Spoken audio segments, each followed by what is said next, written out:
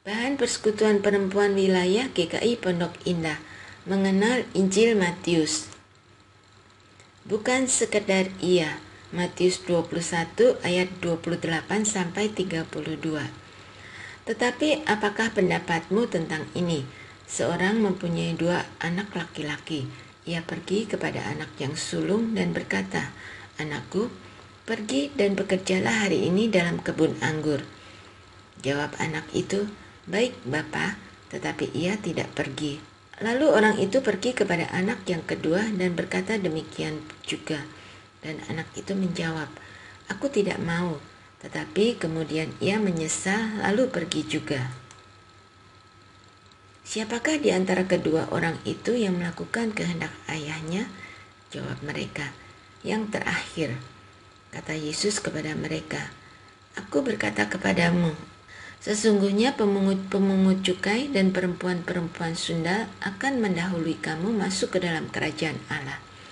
Sebab Yohanes datang untuk menunjukkan jalan kebenaran kepadamu, dan kamu tidak percaya kepadanya.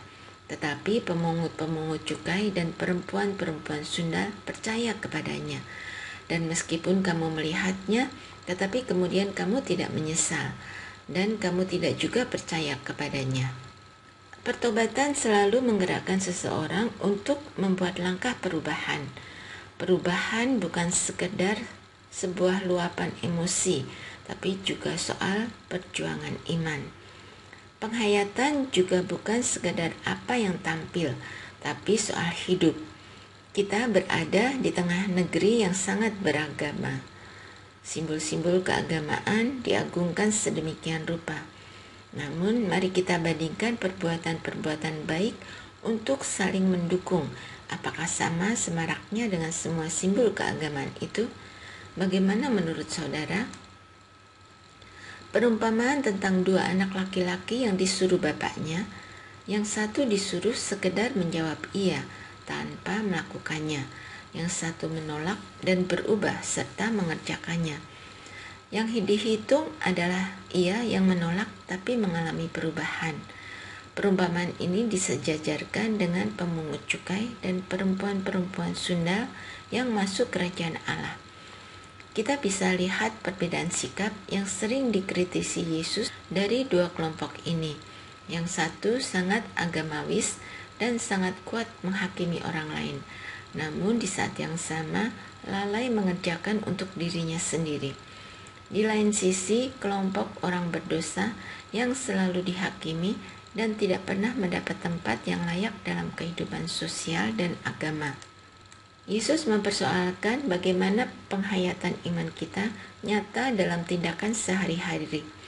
Penghayatan yang tidak hanya nampak dalam ritual dan simbol yang bangga untuk dikenakan dan dipamerkan. Yesus tidak ingin mengutamakan yang satu dan melalaikan yang lain. Namun Yesus mengajarkan kita keselarasan dari hidup beriman. Mewujudkan iman dalam karya, melahirkan rasa percaya dengan sikap ketaatan.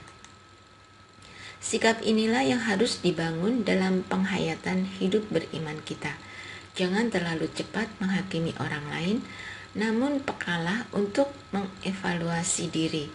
Jangan cepat puas dengan ritual, tapi lihatlah bagaimana ritual mengubah cara kita bertindak bagi sesama dan hidup ini. Diskusikan. 1.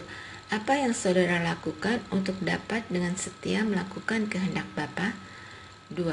Apa yang seringkali membuat saudara mengatakan tidak bisa untuk melakukan kehendak Bapa? Doakanlah sikap hidup yang semakin taat dan jadi berkat dalam kehidupan saat ini.